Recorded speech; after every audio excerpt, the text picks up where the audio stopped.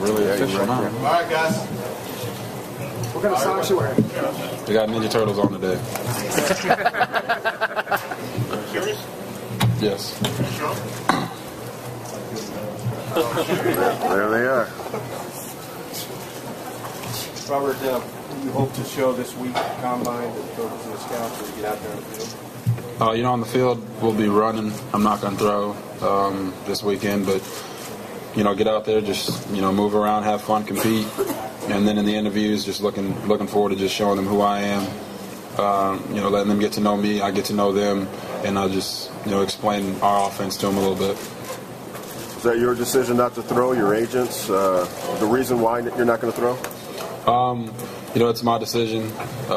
You don't go somewhere and run a game plan.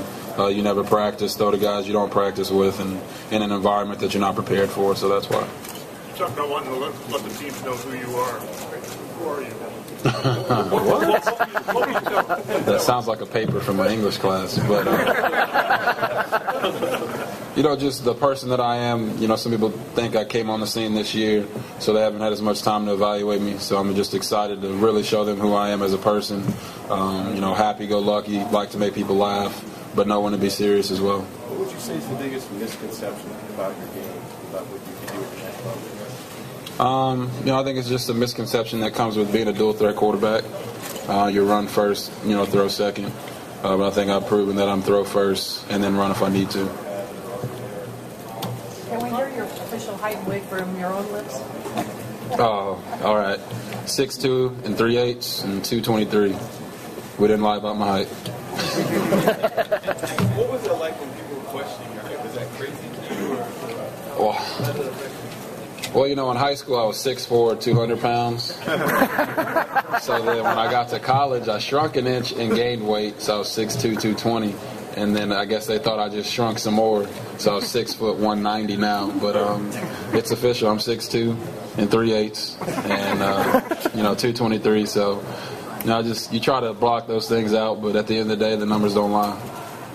One of the draft experts said you come from a simple offense. Would you disagree with that? I'd like to sit down with them and show them how simple it is. It's not a simple offense. It's a good offense. It's a really great offense, and it's a quarterback-friendly offense, but simple would not be the word to describe it. Is that one of the things you're looking forward to in interviews when they ask you to draw plays and show exactly how deep your knowledge is? Yes, sir, because, different concepts, people understand them differently, so in the NFL, they're run a little bit different. We ran a numbers-based and a concept system in college. So I like getting on that board and showing them or watching the film with them so they can kind of understand what we're going through as an offense. So talk about how you will fit into a West Coast offense if you're drafted by that type team. West Coast offenses with Washington and Cleveland, highly concept-based, long verbiage in the plays. But other than that, once you get into a system, it's easy to learn it. I'm not saying I'm going to open the playbook and know it immediately, but once you can get on the field and start going through the routes and the protections that you're going to have to run in those types of offenses, it comes to you a lot sooner. So what do you think about all this talk about you and the Browns falling in love and moving up to get you? I hope somebody falls in love with me, because, other than my fiance. But that's what you want as a player. You want a team that really wants you. Head coach, GM, owner, everybody that really wants you in that place, and the players believe in you. So that's what I'm looking forward to. I'm looking forward to making somebody fall in love with me. Can you talk about how you're not conceding that number one spot yet to Andrew Luck? Can you talk a little bit about that? It's just, as competitors, we both want to be the best. Whether I go number one or not, it's not going to change who I am. It's not going to change my confidence. But I'd be a fool to say that I don't want to go number one in the draft, because I think I do, Andrew does, Matt Khalil does, Trent Richardson does. You ask any of them, they want to go number one. So that's the main reason. It's not that I think they should not pick him or they should pick me. It's just we all want to be the best, so I'm not going to sit here and say I don't want to go number one. Do you believe you are the best? I think you have to. As a quarterback, when you step on the field, if you don't believe you're the best, you're not going to go out there and perform like you're the best. So, what do you like most about his competitiveness. You can talk about his speed, his explosive ability. but he's a competitor. He's not going to let anybody outwork him on the field. What do you feel that you guys improve with these meetings with these teams that you're having? What do you think you have to do? That our offense isn't simple. That it's not the traditional spread where we're in shotgun all the time. Although we are in shotgun a lot, and so is Tom Brady and Eli Manning in the Super Bowl, but it's beside the point. But just that it's not a simple offense. I'm not going to try to make it seem difficult, but I will explain it to them, whether it's protections, progressions, and what I'm doing out there. It's not as simple as everybody makes it seem. Ron Rivera was talking yesterday about Cam Newton and how his coaching staff went back and looked at Auburn plays and kind of brought some of those things in. Denver did the same thing with Tebow. Would you like it if your coaching staff went back to Baylor and said, okay, we can take elements of this and that and bring it into what we're doing for you?